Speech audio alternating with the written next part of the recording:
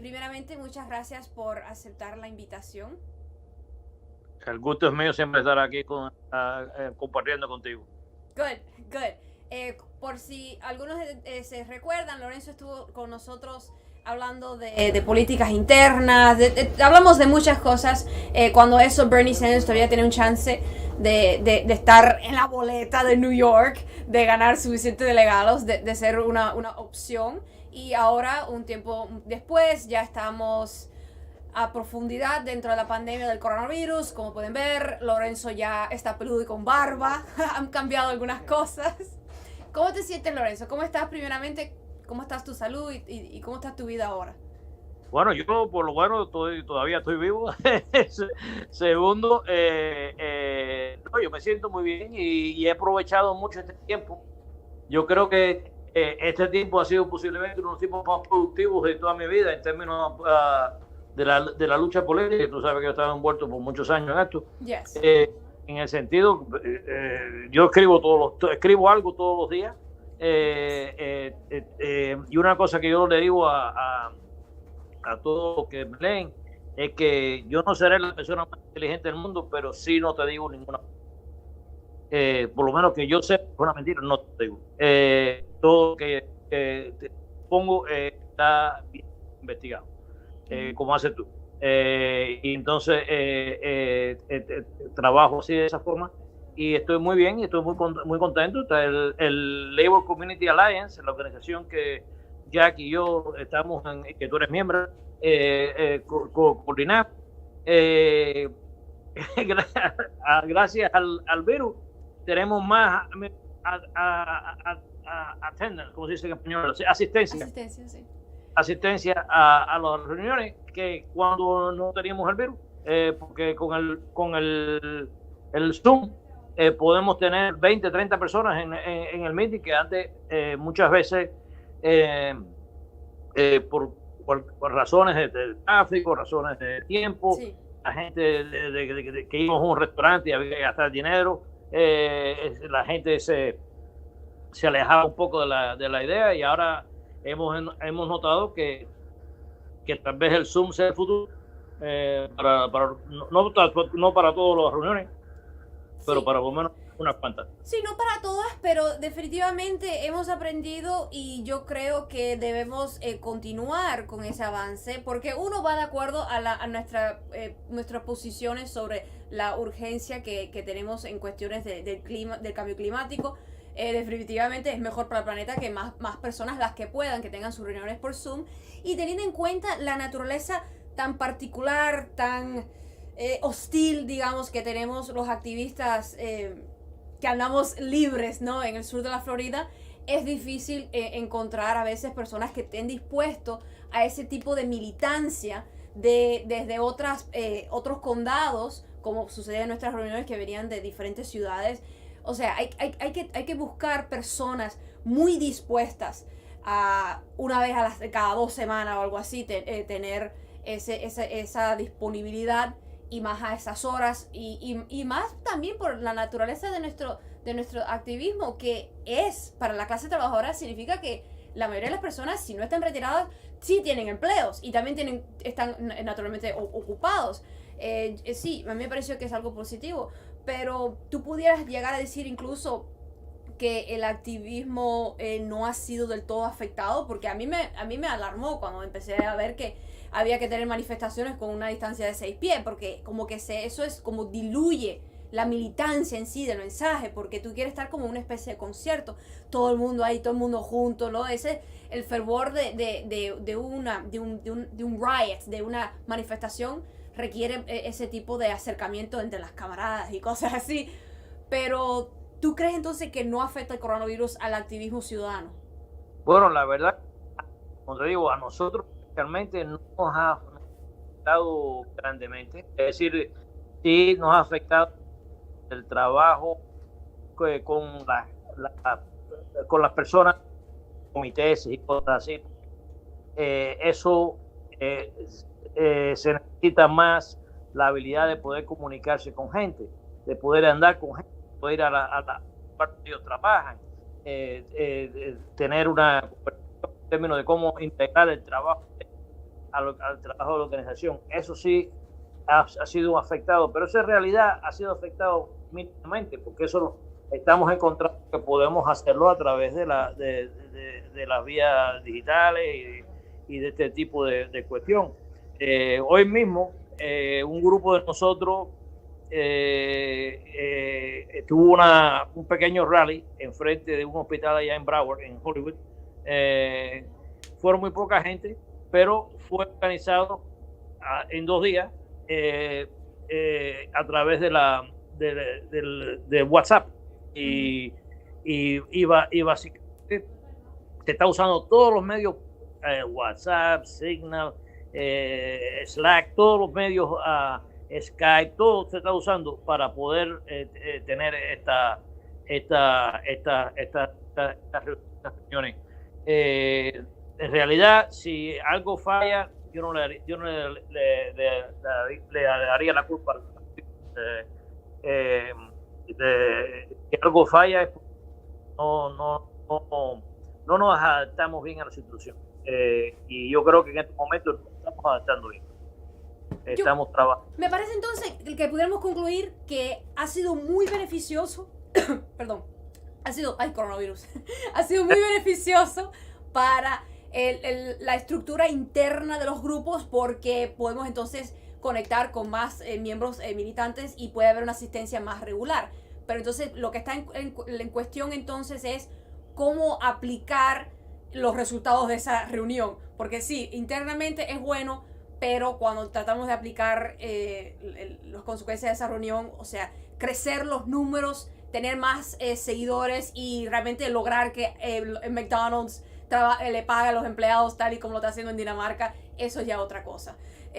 Vamos a entonces saltar ahora sobre el otro lado de la discusión, que es el hecho de que también la extrema derecha está utilizando Zoom y WhatsApp y Facebook para sus propios propósitos. Hoy estabas tú compartiendo un estudio sobre el hecho de que hay muchos grupos, tienen alrededor de quizás como 72,000 miembros que están tratando de incitar a que ocurra en Estados Unidos una guerra civil, y muchos de ellos incluso se admiten que se sienten con más coraje, malentonados con el hecho de que Trump, según ellos, les está enviando las señales apropiadas. ¿Tú crees que este movimiento de la gente que se está apareciendo con las pistolas y las escopetas frente a la ciudad para que abran, el movimiento de abrir lo más veloz el país, ¿tú crees que es una amenaza y que esté vinculado con el fascismo? Porque a mí me preocupa el hecho de que estoy viendo una tendencia de algunos dentro de nuestra sociedad, sea el que está en Facebook anónimamente o el político, que están hablando advocando que sacrifiquemos a las personas más vulnerables dentro de la sociedad. A mí me parece eso es como los primeros pasos para caer en el fascismo, de los eugénicos estos de sacrificar a los más débiles, la gente no productiva. ¿Tú crees que es un peligro la tendencia esta de abrir el país a toda costa? Tu opinión sobre el asunto, por favor. Yo estoy de acuerdo contigo. Yo creo que esta gente que están llevando su rifle, están llevando son rifles de escopeta de Robin Hood. Entonces, son cosas bien elaboradas, son cosas que muchas veces ven en el ejército, porque son muy caras. Esos rifles que esa gente está usando son rifles que muchos de ellos cuestan $1,000. No dudo que haya la capacidad de poder costear estos rifles si no fuera porque vienen ayuda de afuera. ¿Me entiendes? Estos que estaban rifles no me parece de War, si no eran gente que estaban en la cuestión de la lucha por esta gente. En mi opinión, son la base fundamental de un movimiento fascista en los Estados Unidos. Un movimiento fascista es muy similar al movimiento que pasó en Alemania, tal vez en Alemania tenía hasta más control, porque en Alemania era un partido político. Los nazis eran un partido político y tenían el control de los camisas, de los brown shirts, las camisas pardas. De las camisas pardas. Ellos tienen control de esa gente. Esta gente aquí, muchos de ellos no son realengos. Ellos hacen lo que quieran. Eso tiene la ventaja de que no son parte del sistema.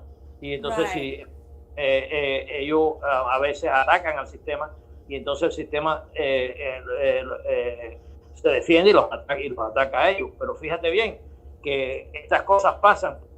No sé si te acuerdas de lo que pasó en Oregon hace unos cuantos años atrás, cuando que hubo un movimiento para unas tierras y fueron bien, fueron armados, tuvieron todo la cosa, y no hubo confrontación con esta gente. Básicamente se resolvió el problema cediendo a lo que querían esta gente, y se quedaron con su tierra y se quedaron con su cosa, básicamente este problema que para mí viene innato con el problema racial que existe en este país, este problema no se va a resolver a no ser que se medie a rajatabla con movimientos así como este, porque tan pronto, mientras sigan siendo permitido hacer este tipo de cosas, va a seguir creciendo. Porque el otro día estaba viendo yo una muchacha blanca americana haciendo un análisis de por qué estos elementos están en las organizaciones que están. Sí. Y es muy interesante la manera como ellos son, se les acercan a ellos.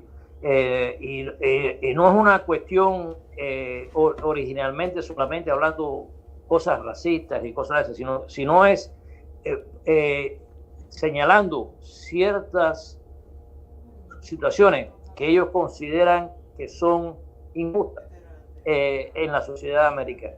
Y entonces ellos penetran de esa forma, porque sí es verdad, son injustas. Hay muchas de ellas que son cosas injustas.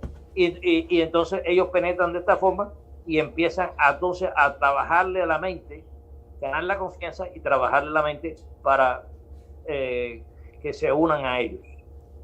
Lógicamente, siempre estos grupos de odios trabajan sobre una realidad.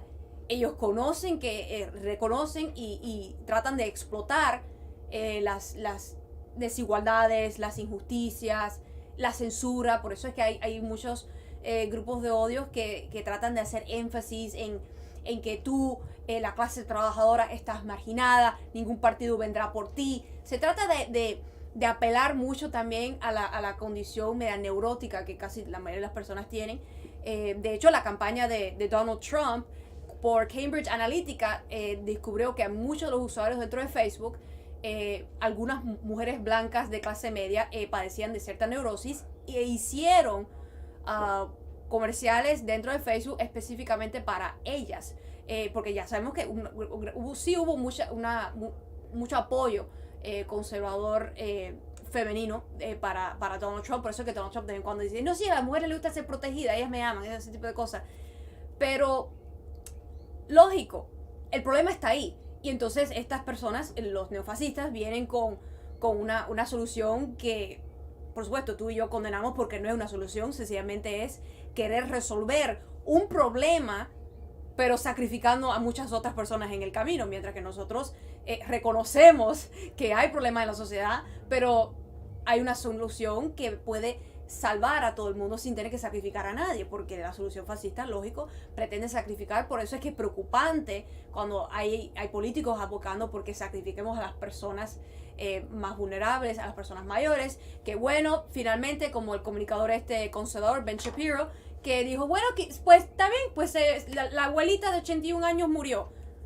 Y entonces te hablan de que si hay gente que muere por accidentes de tráfico, como un intento de quitarle la carga emotiva a esta pandemia y decir, bueno, pero que más vale salvar la economía. Y of course es peligroso, es sumamente peligroso porque estamos viendo que están tratando de utilizar los efectos estos negativos de la pandemia para avanzar con sus causas negras y siniestras, mientras que por supuesto el lado conservador está acusando a los demócratas de querer avanzar una agenda progresista cuando no es el caso. Porque tú vas a los sitios de corte de centro derecha o incluso de extrema derecha y ellos se pasan todo el tiempo siempre criticando la acción de los demócratas, como si los demócratas realmente estuvieran indiscriminadamente solucionando todas las demandas progresistas, cuando no es el caso. Porque hay personas dentro del progresismo que quieren que no se le haga un rescate a las corporaciones, que en medio de un paquete de estímulo, que realmente de estímulo no tiene mucho, porque vamos, cuántas personas no pudieron fallar en su hipoteca este mes y el mes que viene, ¿no? Esto está alimentando a futuros Occupy Wall Street, definitivamente, porque después de la recesión, añitos después, nace el movimiento de Occupy y por supuesto esta crisis que está a los mismos niveles de la Gran Depresión con más de 30 millones de personas con desempleo, por supuesto que esto va a producir una respuesta más intensa y duradera que el Occupy, porque hoy en día tenemos una capacidad, gracias a las redes sociales, de mayor organización. Y yo creo que gracias a la labor de Bernie Sanders sí hubo como un despertar mayor de conciencias, pero en una época, para ya ir a tu pregunta, donde definitivamente tú puedes identificar qué periódico ve la persona por su posición en si debemos abrir el país, si no deberíamos. Hoy en día es muy fácil saber qué periódico tú lees según tus opiniones. ¿Tú crees que será posible en este 2020, sea cual sea la solución, avanzar hacia una normalización de la situación dentro de Estados Unidos, sea política o económica, cuando el país está más dividido que nunca? Porque gana Biden, el país se divide. Gana Donald Trump, my God, me parece que es una peor solución. Gana Donald Trump y aquí sí que habrá serios problemas porque hay muchos que no lo van a soportar. Entonces, ¿cómo tú ves el escenario para el futuro de Estados Unidos? Porque yo tengo amistades que abiertamente me están diciendo que ya se quieren mudar de Estados Unidos, no porque Trump sea presidente, porque lo soportaron, sino porque no le ven un futuro económico a este país. Y eso naturalmente me preocupa. Pues las amistades tuyas tienen una preocupación bastante correcta, porque el futuro de este país, sin duda alguna, se ve bastante oscuro. Déjame hacer un intercambio ahí en referencia a lo que estamos hablando de gana Biden, gana Trump. Yo estoy por supuesto a favor de Biden. Y pienso hacer lo que es posible para que gane Biden. Al mismo tiempo me doy cuenta que Biden no es ninguna solución. Biden es el otro día esta persona, Ro Khanna, que es un congresista de California, del área de Silicon Valley, ¿sabes? El área de donde están Google y donde está Facebook y toda esa parte, que es decir, que es una de las áreas más ricas de los Estados Unidos hoy en día. Y este es el congresista. Este señor fue de origen indio. Él fue el co-jefe de la campaña de Bernie Sanders. Es un congresista bastante progresista, a pesar de que representa esa área. Y él dijo una cosa muy interesante, no sé si lo dijo bien pensado. Yo no creo que él es una persona de hablar por hablar, así que me imagino que lo pensó bien, pero él dijo, no lo explicó, eso sí, por eso que estoy cuestionando, que Biden sería un puente para un futuro progresista. Yo creo eso.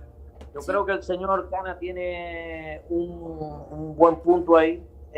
Todo depende de gente como tú y yo, Yadira. Todo depende de gente como nosotros en el Labor Community Alliance. Todo depende de gente en el Progressive Caucus. Right. todo depende de que nosotros nos organicemos, y no solamente nos organicemos, sino que tengamos la flexibilidad mental para entender cómo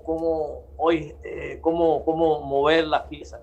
Hoy mismo estaba yo hablando con una muchachita jovencita que es parte del chat ese que nosotros estamos, que es una lumbrera chiquita, tiene solo 16 años.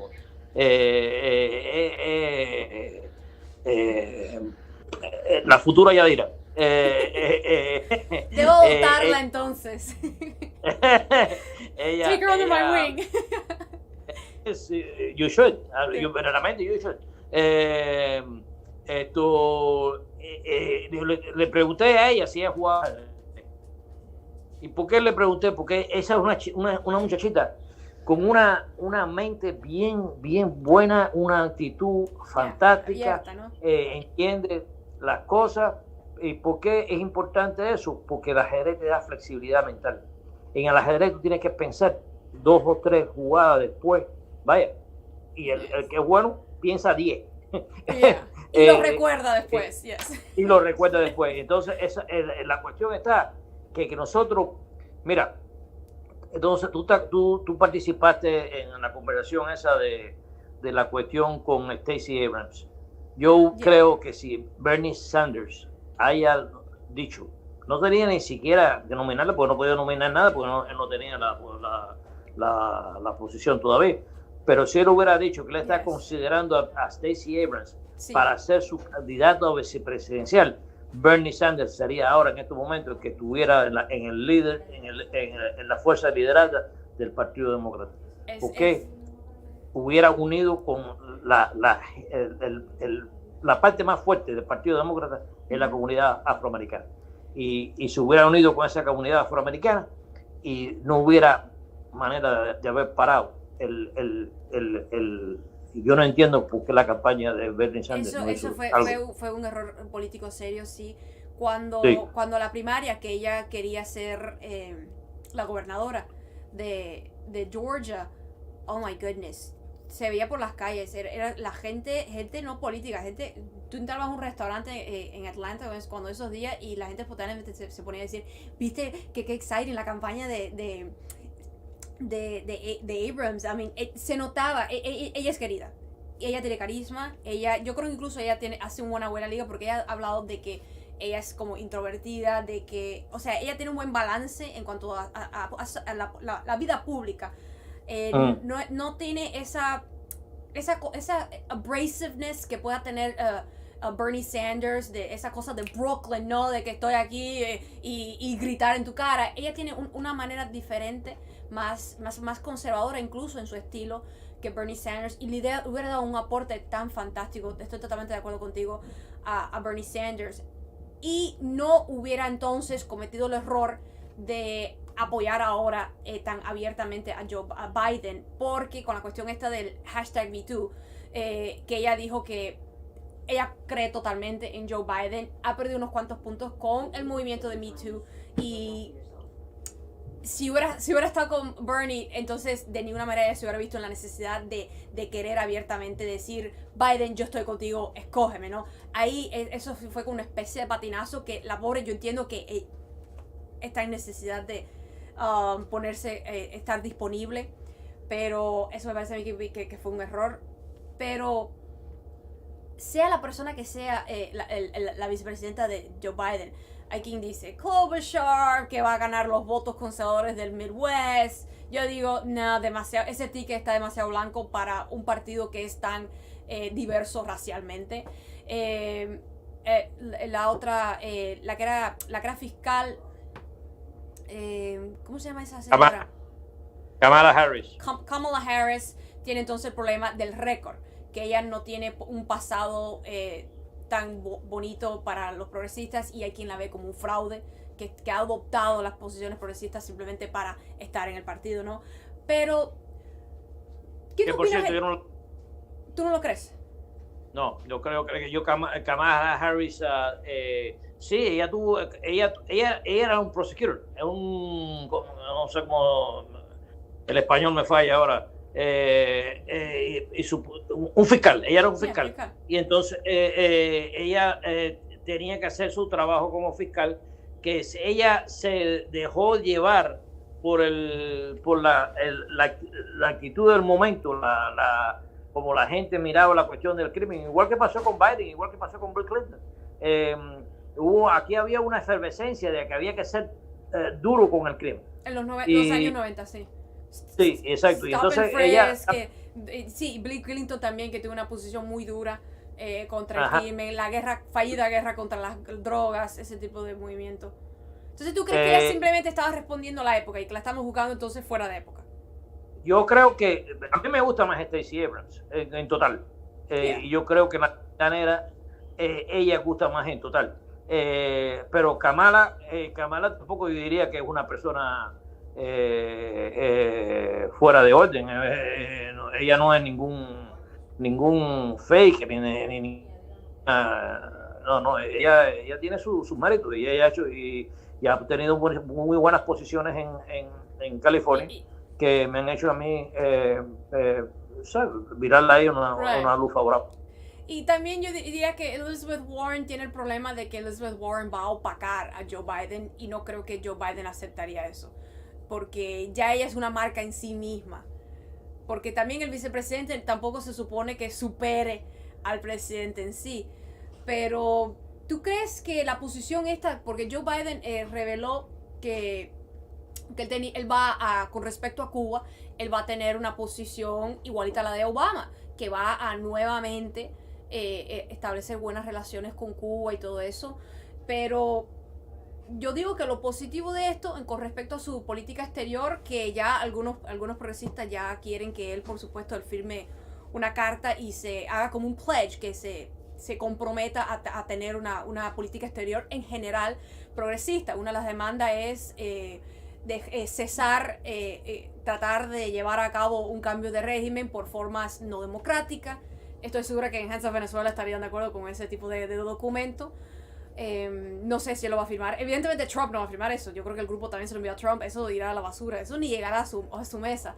Pero yo digo que es algo positivo que él ya abiertamente, sin ni siquiera haber ganado la presidencia, ya esté dando una declaración de ese tipo, porque el problema que tuvo Obama con respecto a su buena posición con Cuba es que fue muy tarde.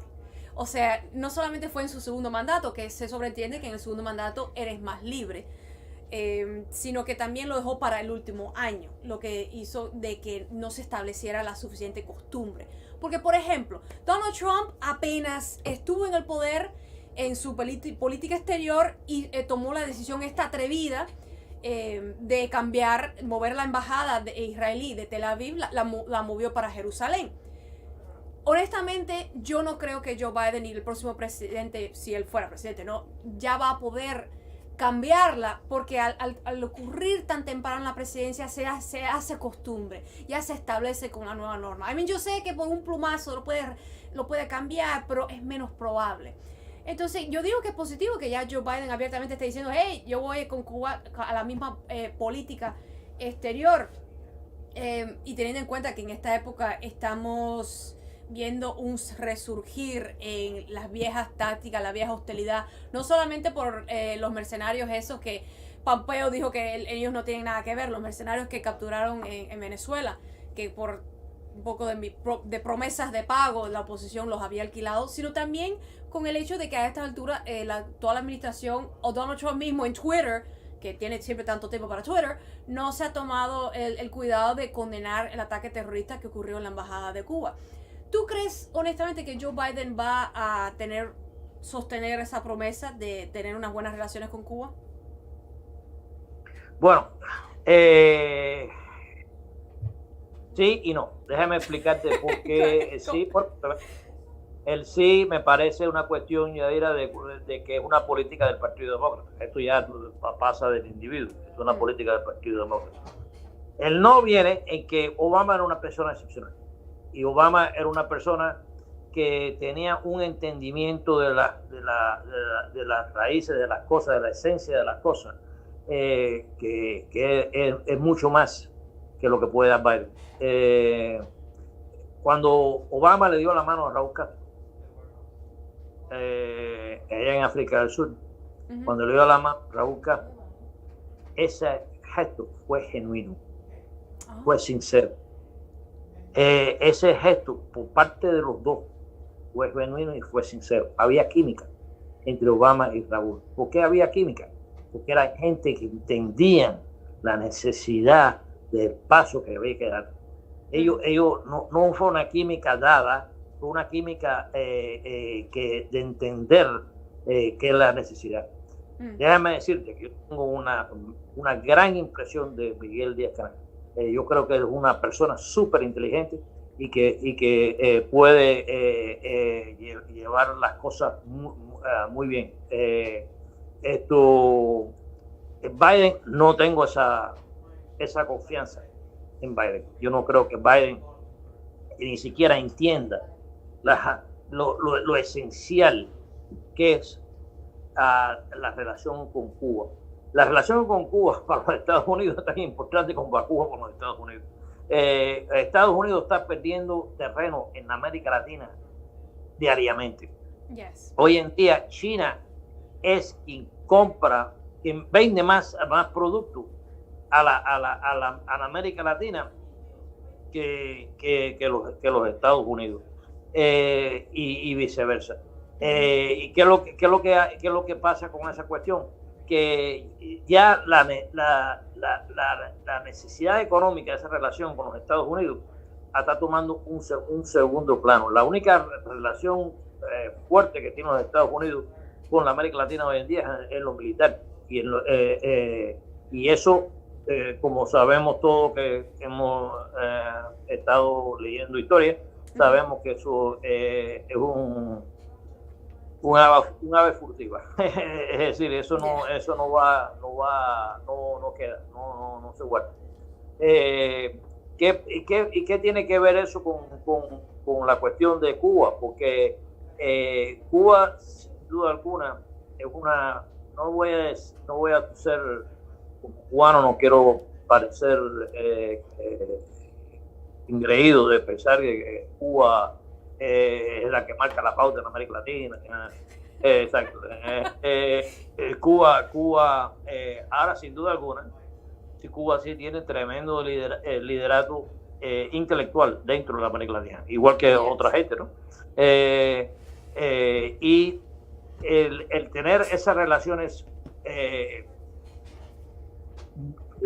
con una esencia buena con Cuba son importantísimos, son crucial, sí, básicos para poder tener una relación buena con América Latina. Yo diría que Cuba a Cuba antes se le llamaba la llave del Caribe, ¿no? Yo diría que Cuba es la llave de South America. O sea, Estados Unidos tú no va a poder avanzar muy lejos siempre tanto haya dentro de América Latina, Central América, ¿no? Suramérica, siempre en el patio trasero de Estados Unidos haya un descontento y la narrativa oficial de La Habana sea tan bien recibida. Por eso es que siempre es un buen indicador si un líder natural de la oposición o del gobierno o la posición que tenga, si quiere ser bien recibido en América Latina, tiene que ser de izquierda. Esta fue la cuestión. O sea, y lo estoy diciendo de una forma muy pragmática, no estoy ni endorsing it, es una realidad. Por eso es que tú ves que hay tantos turistas estadounidenses que cuando viajan para el sur, descubren que son odiados. Descubren que Estados Unidos no tiene una buena imagen en el sur. Bueno, si tuviéramos una política exterior que tuviera más relación con la cultura interna que tenemos aquí en Estados Unidos, entonces nuestros turistas no se espantaran tanto, no se sorprendieran cuando en Panamá o en Colombia o en Venezuela o en México se hablan de estos temas y de repente surge el antiamericanismo, que es real. Y naturalmente La Habana, Cuba, es vista como el antagonista a esa explotación, a esas dictaduras militares de derecha apoyados por Estados Unidos. ¿Tú crees que en esta época de coronavirus, donde hay tantos que opinan que China ha sustituido la hegemonía de Estados Unidos en el mundo, que China está muy bien, que nos va a superar. Hay quienes ya seriamente están opinando que en esta crisis es China quien ha salido bien parada. ¿Qué te parece ese conflicto entre los dos países, el uno al otro culpándose de la pandemia, Trump abiertamente hablando de que esto salió de un laboratorio, y de qué manera eso nos beneficia o nos perjudica a nosotros que estamos viviendo aquí en Estados Unidos? Lo que estamos viendo en el mundo hoy en día es que el liderato es de gran importancia. Porque por eso te digo a ti que Biden no me da confianza. Y Díaz-Canel sí me da confianza. El liderato es de gran importancia. Los chinos, Xi Jinping, el presidente chino, es sin duda una persona muy hábil, muy en contacto con las cuestiones que están pasando en la humanidad. Una persona que tiene un gran entendimiento de lo que se debe hacer y está lidiando con Trump. Es una persona que totalmente es... Si se dice que hay gente que son asintomáticas en referencia al virus, Trump es asintomática en referencia a la inteligencia. Es una persona completamente... y es decirte que yo no bajo estimo a Trump, porque yo creo que él es muy hábil en hacer lo que él sabe hacer, y sin duda alguna necesitaba una persona de esa habilidad para poder hacer las cosas que este país en 3 años ha sido destrozado, para poder hacer eso hay que ser una persona con capacidad de destrucción. Y este señor la tiene. Sí, yo creo que China está ocupando el primer lugar en el mundo hoy en día. No veo ningún interés hegemónico militar de su parte. Es más, en relación con los otros países, ellos han tenido una actitud muy buena en referencia a ayudar a los otros países a resolver. Mira, por ejemplo, en África hoy en día el virus no ha afectado mucho a los países africanos, y parte de eso, por supuesto, mérito de eso es mérito de los países africanos.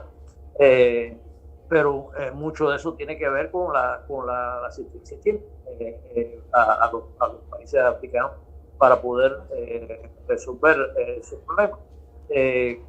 China ha estado ayudando a Cuba. Con Cuba, como sabemos, somos los médicos del mundo. Yo estoy abogando para que se le dé el premio del Nobel de la Paz a los médicos cubanos. Yo creo sinceramente que el trabajo y el amor y el cariño que ha puesto esta gente al resto del mundo es algo casi inconcebible. Es lo más cristiano. Yo vengo de una países bien católicos, y lo más cristiano que yo he visto en mi vida es esta actitud. ¿Tú celebras entonces la labor de los médicos cubanos? Porque parece mentira que desde Miami hay campañas de descrédito contra los médicos cubanos. Imagínate, muchos de los cubanos aquí en Miami, y acuérdate de eso, que yo creo que es importante también mencionar que esta gente son una minoría, lo que pasa es que lo que tienen la voz. Sí, de acuerdo. Ellos son la antítesis del cristianismo, son la antítesis.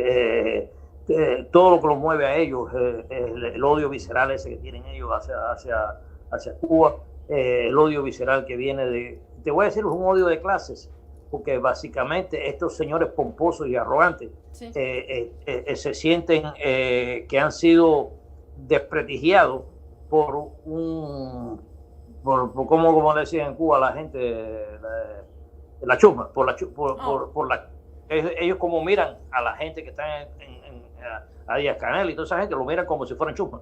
Y entonces ellos se sienten ofendidos porque esa chusma no solamente lo haya derrotado, sino que han estado por más de 60 años en el poder y estarán 500 años. Sí. Y que encima de eso sean solicitados por algunos países desarrollados del primer mundo, ¿no? Eso es como una galleta sin manos, mientras que aquí nos convertimos en el epicentro de la pandemia. Teniendo evidentemente los recursos para poder haberlo evitado de una mejor manera, si hubiera podido lidiar con esta crisis. Yo creo que después de esta crisis, teniendo en cuenta, de nuevo, más de 30 millones en desempleo, que dentro de Estados Unidos habrá como un surgir, una época dorada de lo que es la labor de los sindicatos, las demandas y protestas ciudadanas, porque ha quedado en evidencia de que los essential workers, los trabajadores más vitales, no son aquellos especialistas financieros de Wall Street, sino los janitors, los vendedores, todas esas personas que están allá afuera arriesgando sus vidas para que el sistema pueda seguir funcionando. Aquellas personas que no pudieron pasarse ni un día en lockdown. Esos son la columna vertebral de lo que es la fuerza laboral de Estados Unidos. Que es trágico cuando tú ves que todavía que continúa el estigma contra los pequeños gestos diminutos de ayuda a la clase trabajadora. Tú ves que se le critica porque dentro de meses de crisis se le repartió a la gente un simple chequecito de $1,200 cuando el alquiler promedio de Estados Unidos es más que eso, y eso no ayuda. Incluso conozco personas que a esta altura no la han recibido y que hasta ni por sus hijos le dieron, porque se hablaba de que te van a dar $500 por hijo. Conozco personas que no se recibieron en Miami-Dade por su hijo todavía. O sea, y que esos son peanuts, esos son migajas para simplemente calmar a la gente, apaciguar, callarle la boca a la gente y que diga, no, pero el gobierno no está haciendo nada, mientras que la verdadera tajada, los trillones de dólares han ido hasta empresas, no la empresa pequeña que aplicó por el Small Business Loan y que después entonces le dijeron, sorry, no hay dinero para ti, sino hasta the Lakers, empresas que tienen franquicias, empresas que no les hacía falta ese dinero y que entonces cuando lo señalaron, por vergüenza retornaron la asistencia porque era inmoral tomar ese tipo de dinero. Pero a lo que quiero ir es que es trágico como tú ves que en medio de toda esta crisis estamos teniendo estos problemas serios de estos conflictos de clase, pero yo tengo la esperanza que debido a lo serio y aguda que es la crisis, vamos entonces a ver finalmente un resurgir en la labor ciudadana, el trabajo de los Labor Community Alliances, porque como mismo hay un deseo ahora entre tantas personas que están trancadas en las casas de por fin irse a la playa, ir a la peluquería, ir a comer en restaurante. O sea, la demanda, o sea, en el momento de necesidad habrá una respuesta. ¿Cuáles son las consecuencias? Y ya con eso entonces te vamos a poder dejar ir. ¿Cuáles van a ser las consecuencias positivas, para terminar una nota positiva, de esta crisis, de esta crisis política, de esta gran depresión en la cual nos hemos sumergido, de este golpe quizás ya para siempre que se le dio a mi generación, los millennials, ¿no? Primero tuvimos la crisis financiera, ahora tenemos esta del coronavirus. Dime que hay una luz detrás del camino. ¿De qué manera vamos a ver algo positivo al final de todo esto? No necesariamente que va a venir, sino o algo positivo que nosotros podamos hacer.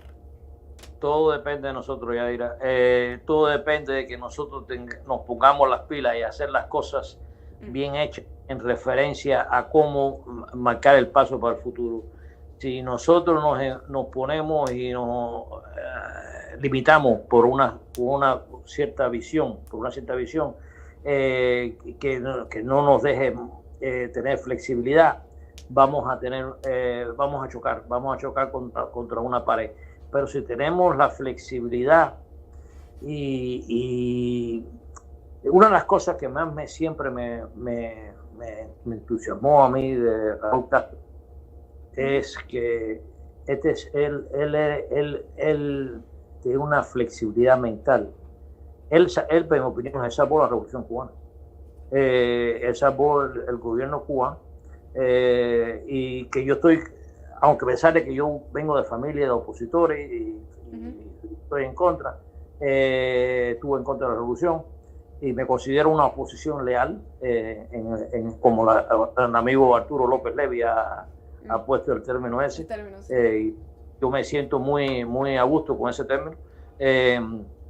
Entiendo que para defender nuestra soberanía nacional como pueblo, el gobierno cubano es lo ideal.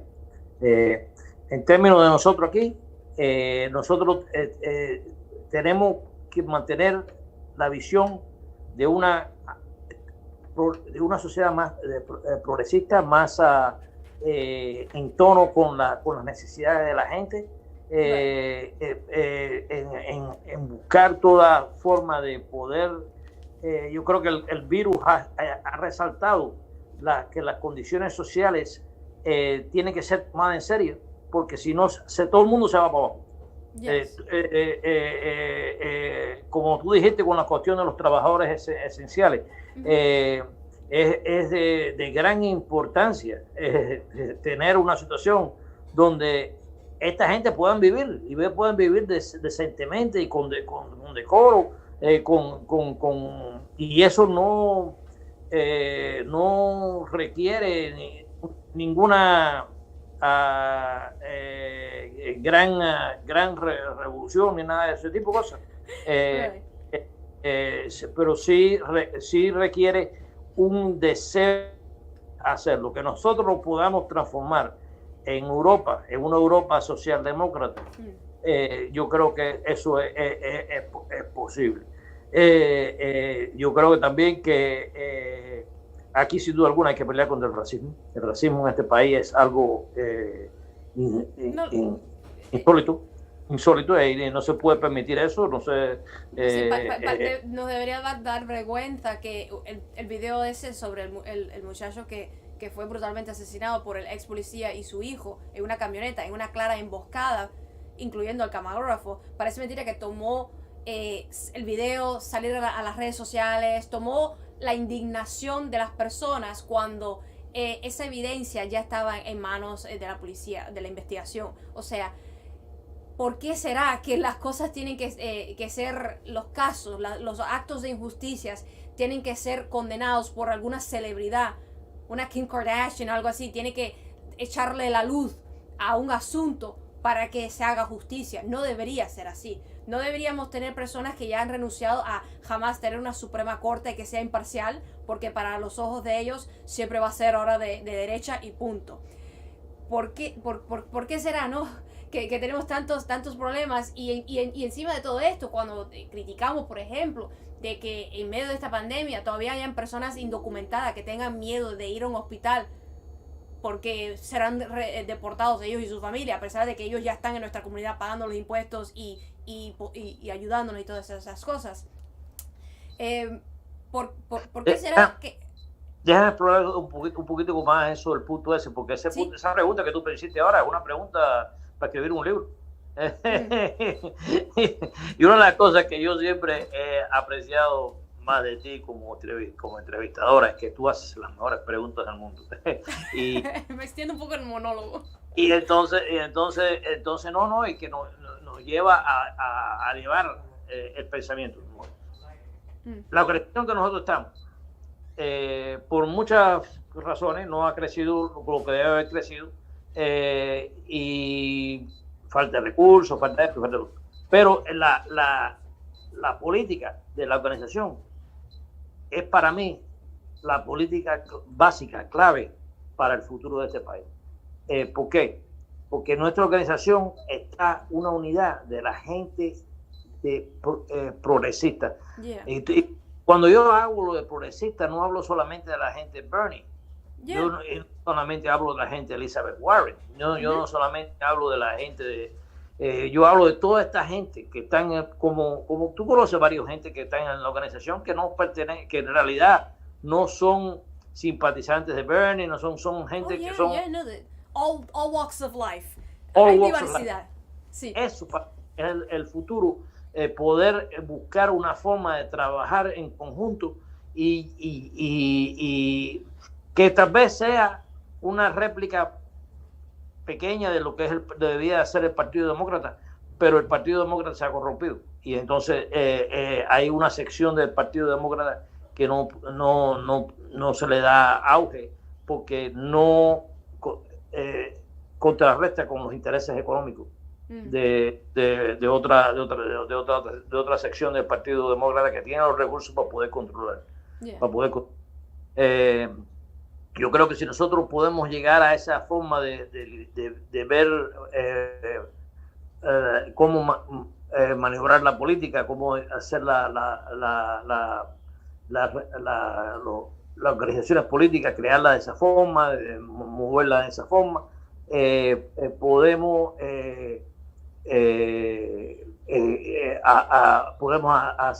hacer escantes, podemos llegar lejos. Yo quisiera que Cuba adoptara una visión más o menos semejante a eso. Como te digo, a mí me parece que lo que ideó Arturo con esa posición de la oposición leal es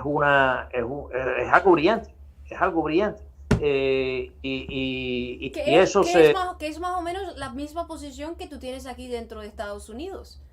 Porque tú tienes, tú eres un ciudadano de Estados Unidos. Llevas aquí varias décadas, has vivido prácticamente toda tu vida aquí en Estados Unidos, estás involucrado tanto que quieres mejorar las condiciones de vida de los estadounidenses, pero tienes críticas, precisamente porque estás involucrado en este país y las personas que lo habitan, es que tú eres tan militante, porque eso sí, yo te lo celebro, que no te dejes caer, tú eres una persona muy enfocada en la acción, en el activismo. Y creo que definitivamente es la única manera de contrarrestar todos los males de esta sociedad, o lo que sea, es estar vivo, luchar por algo mejor, por un mundo mejor, pero sí, definitivamente, lo que tú haces aquí en Estados Unidos, como una persona coherente, tú pides lo mismo, que se pueda hacer lo mismo dentro de Cuba.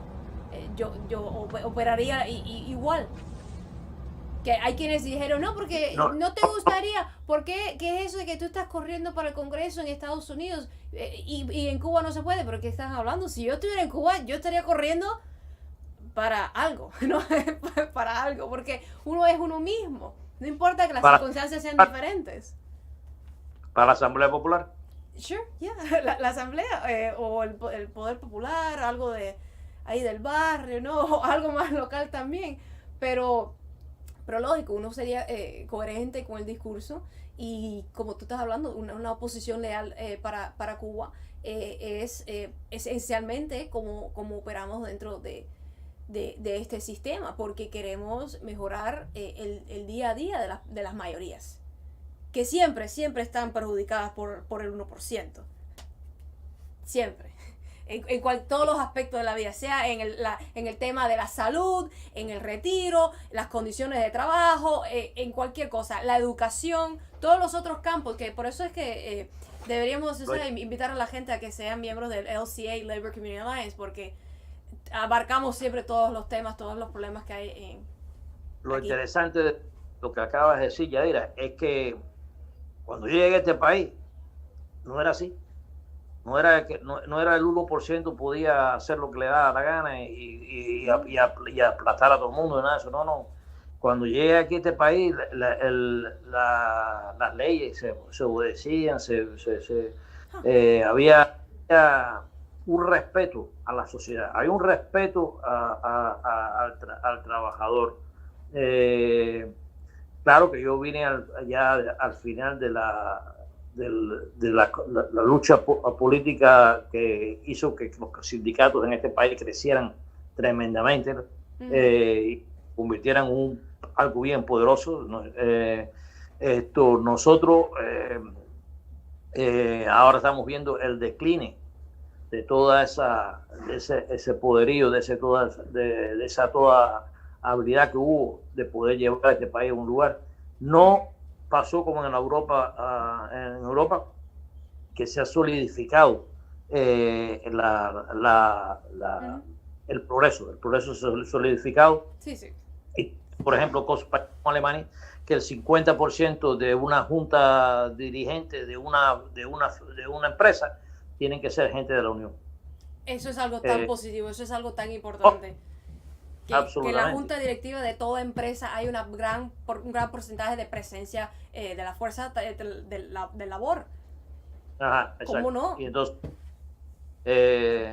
y es más que si esto es algo que hace sentido, porque al tú tener a los trabajadores invirtiendo en su compañía, el trabajo que hacen y el amor que le ponen al trabajo que hacen es todavía mucho más que solamente cuando se le da un buen salario.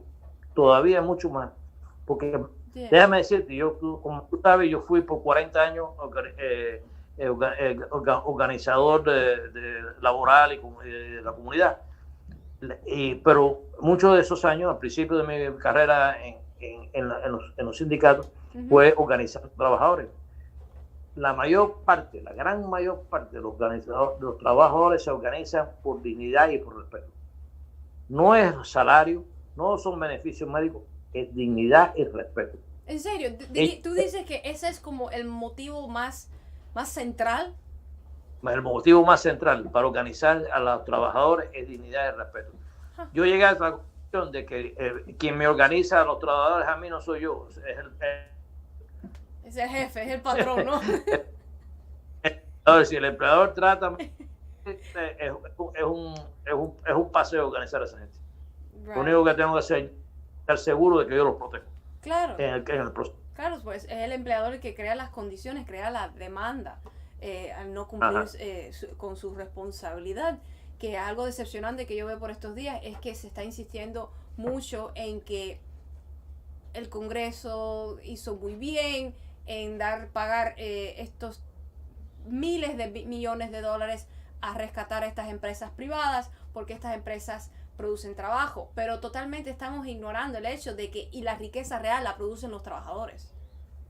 Un empleo por sí solo es nada si no hay una fuerza laboral real, integrada y con interés a seguir asumiendo su rol en la gran sociedad. Porque es como que las personas hay que estar agradecido por el empleo. No, el empleador existe gracias al empleado. O sea, es como que continuamente tú ves que hay un intento persistente en el sistema por restarle importancia al trabajador, restarle, como tú dices, dignidad.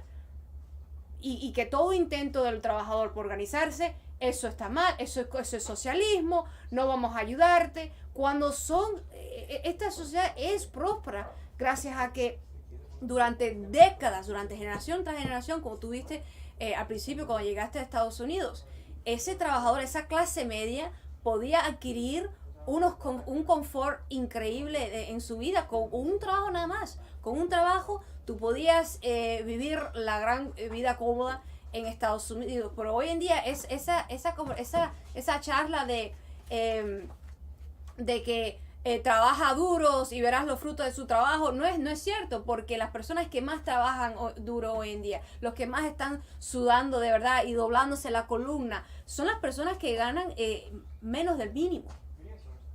Y hoy en día tenemos una casta de parásitos, yo diría, de muchas personas que viven literalmente sin trabajar porque están viviendo de rentas. Como lo que sucedió, que ahora hemos visto, gracias a que Airbnb está sufriendo y han visto sus números descender porque las personas no están viajando como antes, y muchas de estas propiedades que fueron adquiridas exclusivamente para jugar al juego del Airbnb, ahora en grandes zonas, como han sido puestas estas propiedades en alquiler a muy baratos precios, ya se está viendo de que hay opciones para las personas vivir. Porque ese era otro problema más que hay en Estados Unidos, que es lo difícil que es adquirir un techo. Por eso tú ves que gracias a la especulación esta, la burbuja inmobiliaria, hay tantas personas que viven día y noche trabajando y no tienen ningún techo por encima de su cabeza. Como vemos la situación en California y ahora lo tenemos aquí, que ya Hialeah tiene propiedades de lujo cuando son simplemente casitas de baja clase media, ¿no? Todos los precios de las viviendas han incrementado aquí en el gran Miami-Dade, y por eso tú ves que hay tantas parejas que trabajan día y noche y tan solo pueden pagarse un efficiency, un cuarto, con una cocinita ahí y estar como en Europa viviendo en un cajón. Y entonces eso de que trabaja y esfuérzate no se aplica. Es verdad que sin trabajar no lo vas a lograr. Pero, por ejemplo, el hecho de que la posibilidad de avanzar en cuanto a la escalera de movilidad social está afectada. ¿Tú sabes cuán serio es los niveles a nivel estadística, como han ido bajando los niveles de nuevas empresas? Claro que habrán menos empresas, habrán menos startups y menos iniciativas empresariales, porque hay grandes monopolios. Porque si todos los servicios, todos los sectores ya están controlados por grandes monopolios, ¿hay un espacio para la clase trabajadora? No. Entonces, sí, yo te agradezco a ti cada vez que yo veo una publicación tuya, ¿no? Inconscientemente yo digo, ahí está Lorenzo haciendo su buen trabajo. Menos mal que él sigue en las pilas. Y él no duerme. Él se pasa hasta las altas horas de la noche, hasta la madrugada. Ahí está luchando Lorenzo por elevar la dignidad y el salario de la clase trabajadora en Estados Unidos. Y hasta los indocumentados, como por ejemplo los pobres niños que estaban en las jaulas. Aquí en el centro de la detención de Homestead. A mí me inspira, y yo de verdad que te lo agradezco, porque no eres obsoleto, tú sigues funcionando bien. Gracias. Y la inspiración es mutua. Good. Me alegro, Lorenzo. Ok. Bueno. Ya entonces, muchas gracias por tu participación. Yo creo que te tomé casi como una hora. Siempre un gusto conversar contigo, y supongo que las personas en este canal de Timina TV y posteriormente también en yetiraescobar.com puedan no solo disfrutar de nuestra conversación, sino también que les provoque el pensamiento y también ellos quieran ser tan militantes como Lorenzo, viendo esa gran inspiración. Bueno, oye, siempre es un placer estar contigo. Te digo que tú haces las preguntas más inteligentes que yo he visto. Y cuando quieras a conversar, siempre estoy dispuesto. Wonderful. Y si no, te veo en los mítines del CIE. Bueno, gracias Lorenzo por participar con nosotros, y entonces ahora posteriormente ya entonces yo voy a regresar para tomar preguntas y respuestas o terminar con un monólogo, pero gracias por ti, y por supuesto te volveré a invitar para tener un update sobre cómo anda el activismo, cómo podemos luchar contra las injusticias, contra el fascismo y todas esas cosas. Gracias de nuevo. Bueno, y saludo a la familia, que los quiero a todos. Got it. Ok, vamos. Okay, está bien. Hasta luego. Buenas noches. Buenas noches. Bueno, mi gente, ahí tienen entonces una conversación. Espero que de nuevo que la disfrutaran y que les provoque el pensamiento y que los inspire para luchar desde la ciudadanía, porque Lorenzo por sí mismo tiene su iniciativa de continuamente tratar de avanzar las causas estas más justas, más humanistas. Es un verdadero, real guerrero de la justicia social. Y no sé si vieron ahí brevemente un video, no sé si ahí la producción se le escapó el video, sí, y ese era el video al cual yo estaba haciendo referencia, sobre este caso lamentable de este muchacho, que parece mentira que hay quienes mencionen de que él brevemente, que él no era tan inocente nada, que brevemente le echó un vistazo a un sitio de construcción. Eso no es motivo para asesinar en sangre fría a una persona, porque claramente vimos por ese video que eso fue una emboscada, que fue premeditado, fue planificado. Y es evidente que si fueras una persona blanca, tú pudieras pasearte por cualquier barrio y no te perseguirían asumiendo que has cometido un crimen simplemente por ser un poquitico más oscuro que el promedio racial de ese barrio. You can put the video anytime I'm talking, you don't need to ask for permission. Ahí sí, ahí, como pueden ver, fue una total emboscada. Y lo menciono porque estas son las cosas que dividen más el país. Porque entonces las personas que se identifican con la víctima, que ellos incluso en las redes sociales están haciendo mención al hecho de que cuando ellos saben que van a estar por un barrio o por una escena, un ambiente demasiado blanco, ellos tratan muchos de asegurarse de utilizar vestimentas que hagan referencia a una universidad prestigiosa. Y el muchacho, la víctima, viene de una familia de abogados. Esto es una persona educada. Estaba haciendo ejercicios en el sitio equivocado. Incluso estuvo brevemente, él estuvo hasta en el ejército. Cosas trágicas que nos van a continuar dividiendo, pero que deben ser resueltas. Le quería entonces, antes de terminar, comentar. You can put also the sign in case anybody wants to call Josh. You can do that. Ahora vienen unos minutitos que voy a tener con ustedes sobre un pequeño monólogo sobre el terrorista a la embajada cubana. Esta tarde transmitimos una conferencia de prensa que dio el ministro de Relaciones de Exterior, Bruno Rodríguez, y él mencionó el incidente, aclaró algunos puntos. Yo les digo, esta persona, este terrorista, no era una persona desequilibrada, porque después que se comete un crimen, ustedes pueden ver, como siempre nos falta el intento, y esto viene de la derecha y de la izquierda, el intento por disminuir el incidente como que se trataba solo de una persona desequilibrada, se trataba de un loco, era esquizofrénico, ya, la excusa, ya. No era un loco, porque ya había pasado el servicio militar en Cuba, ¿ok?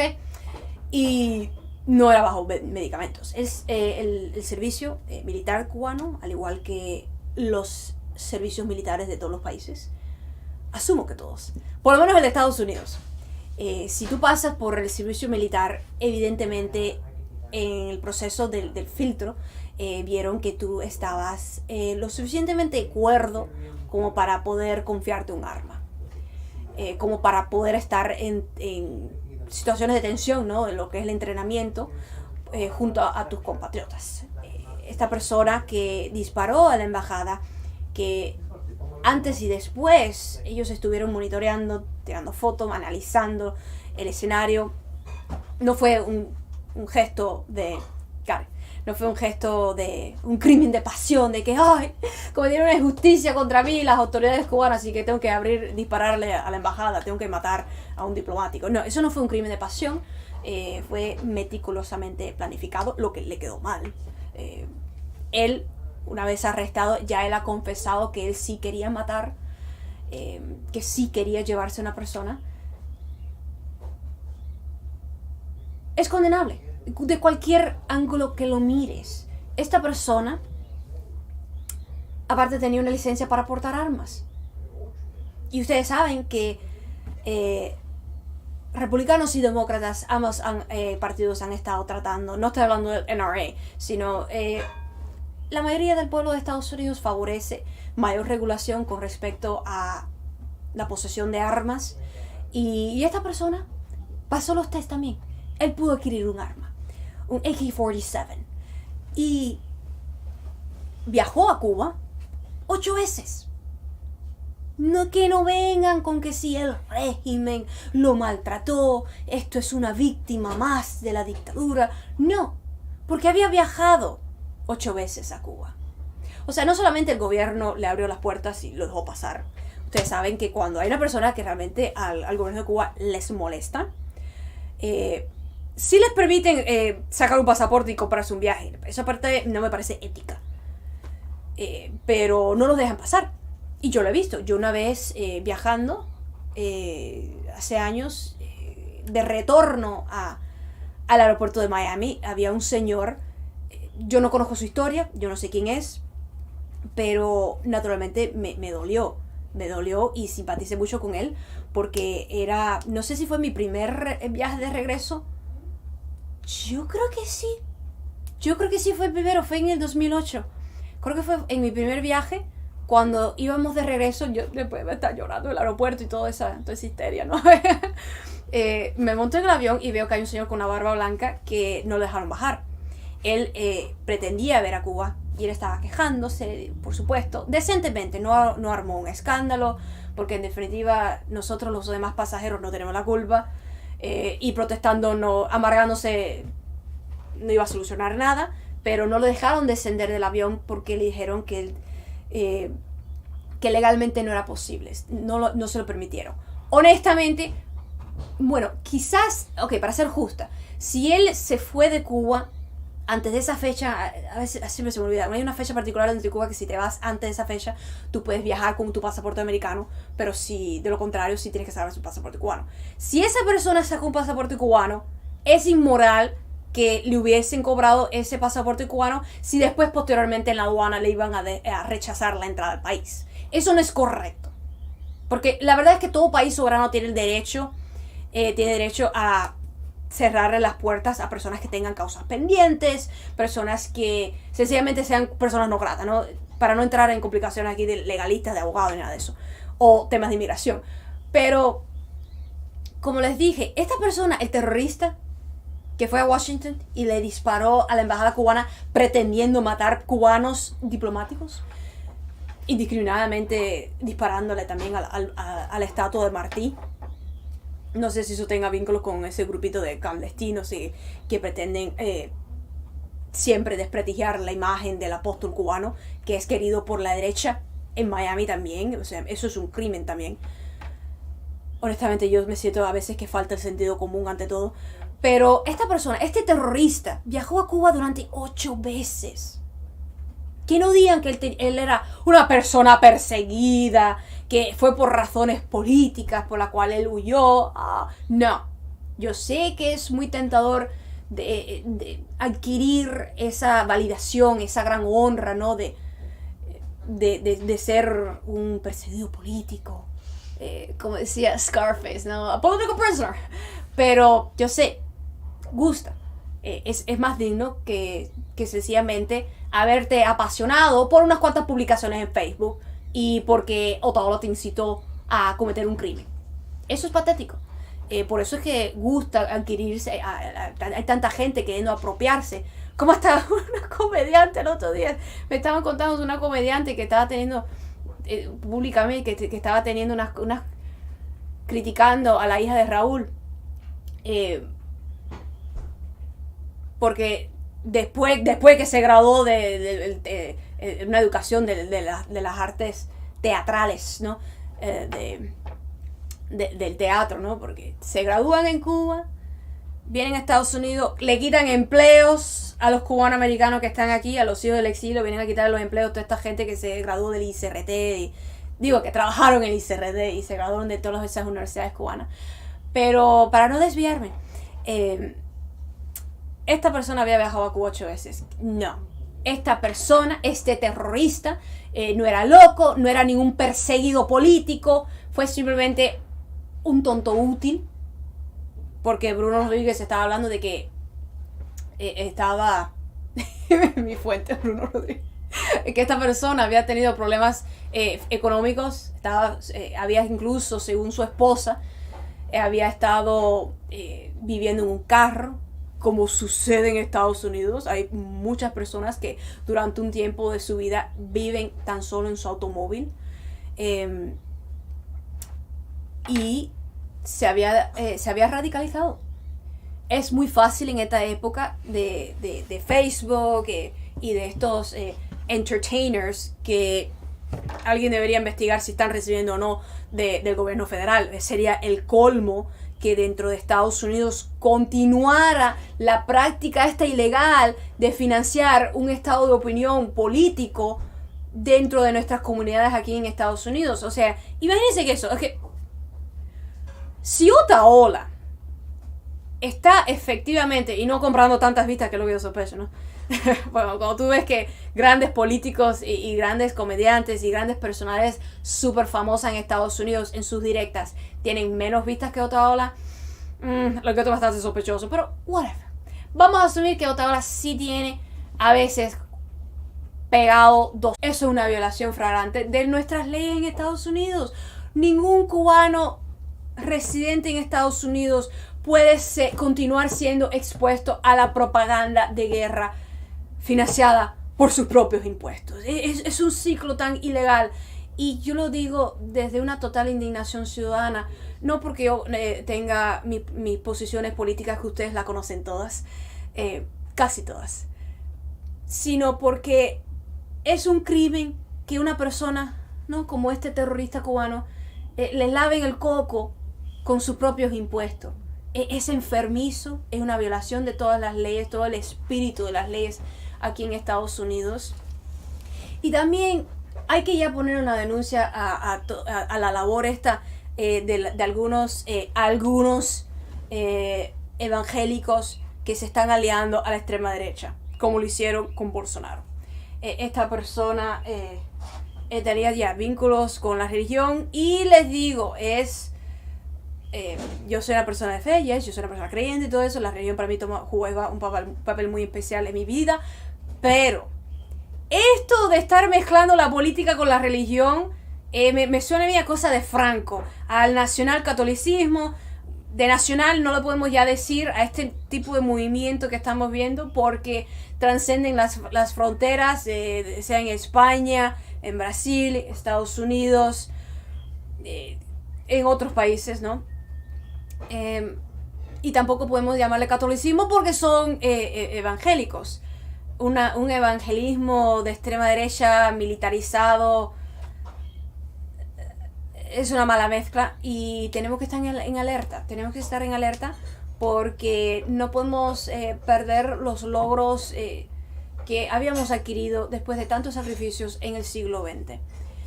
Pues me voy a despedir de ustedes, que ya viene dentro de unos 2 minutos, creo 2 o 3 minutos, el noticiero cubano. Y sé que algunos de ustedes, en algunas misiones médicas por ahí, algunos de ustedes, o algunos nostálgicos, aprecian el noticiero, así que ya se los dejo en manos aquí de Tinema TV. ¡Mua! Un beso para ustedes, los quiero, y continuaremos en este espacio hasta que Dios lo permita. ¡Mua! Chao, hasta la próxima. You gotta put me blurry, love. I'm all blurry. What? Bye. Yeah, goodbye.